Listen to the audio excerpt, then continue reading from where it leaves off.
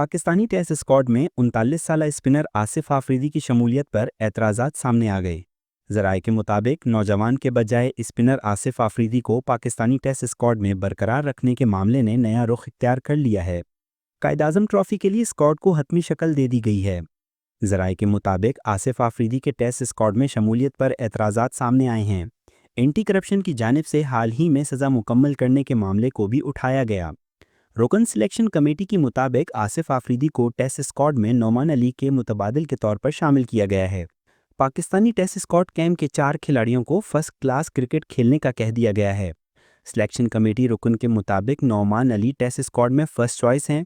Fitness का मसला होता है तो एक तजुर्बाकार बॉलर होना चाहिए। कमेटी रुकन के मुताबिक उम्र की हद की पाबंदी नहीं होनी चाहिए। अगर किसी की ज़रूरत है तो खेलना चाहिए। किसी क्रिकेटर को मुंतखब ना करने से मुतालिक नहीं बताया। रुकन सिलेक्शन कमेटी के मुताबिक आसिफ आफरीदी डोमेस्टिक क्रिकेट और पाकिस्तान सुपर लीग PSL खेल चुके हैं।